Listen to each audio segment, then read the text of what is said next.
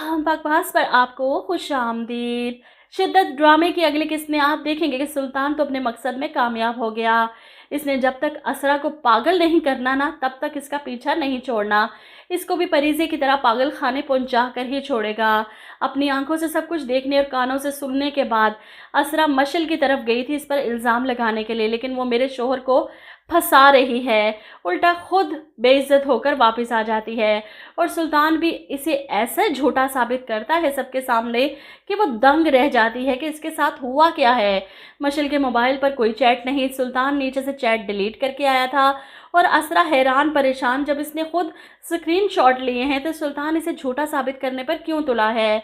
ऐसे में जुनैद को भी अपनी बीवी पर शक हो जाता है, इसीलिए गुस्से से कहता है कि अभी और इसी वक्त हमें ये घर खाली करना है, यहाँ से निकलना है हमें। मशल रोकने की कोशिश करती है तो जुनैद इल्ज़ाम लगा देता है, क्या हुआ, दिल नहीं कर रहा यहाँ से जाने का।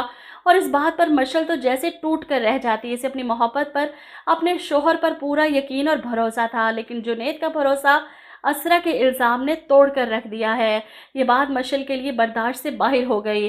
वो रो रो कर अपना सामान पैक करती है कि असरा, तुमने ये अच्छा नहीं किया, कितना मान था मुझे तुम पर, अपने शोहर पर, दोनों ने मान तोड़ दिया। इसे तो पता ही नहीं चल रहा कि ये सारी गेम सुल्तान की है। ये लोग अपना सामान पैक कर रहे हैं, गाड़ी में लोड करवा रहे हैं और तलत बेगम हैरान परेशान असरा से सवाल कर रहे हैं कि आखिर ऐसी कौन सी क़यामत आ गई कि रातों रात इन्होंने घर खाली करने का फैसला कर लिया।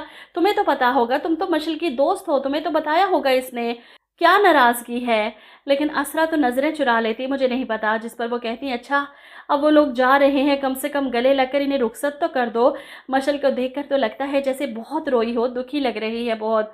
असरा नज़रें चुरा रही है, अपनी सास के कहने पर बाहर तो आती है। मशल घर की चाबियां इन्हें पकड़ाते हुए खुदा हाफिज़ कहकर निकलने लगती है तो तलत बेगम इससे पूछ ही लेती हैं कि बेटा ऐसी कौन सी नाराज़गी हुई, क्या हुआ जिस तरह जा रहे हो तुम लोग। जिस पर मशल कहती है कि बस आंटी, रिश्ता नाकाम हो गया, एक आजमाइश से गुजरा है और सारी मोहब्बत मट्टी हो गई।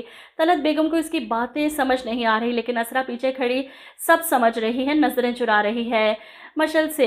ऐसे में तलत बेगम हैरान है कि आखिर ऐसा हुआ क्या है। जिस पर मशल कहती, कुछ नहीं आंटी, बस मुझे सिला मिला है दोस्ती का। वो असरा की तरफ देखकर गिला करती है आंखों ही आंखों में और वहाँ से अपना सामान लेकर निकल जाती है। असरा आगे नहीं बढ़ती इससे मिलने के लिए, बल्कि अंदर जाकर सुल्तान से झगड़ती है, मुझे नहीं समझ आ रही कि ये सब आखिर हुआ कैसे। सुल्तान, आपके मोबाइल पर मैंने खुद वो सब देखा था, मशल की तस्वीरें मैंने अपनी आंखों से देखी थी, मैं अपनी आंखों देखो को झुटला नहीं सकती।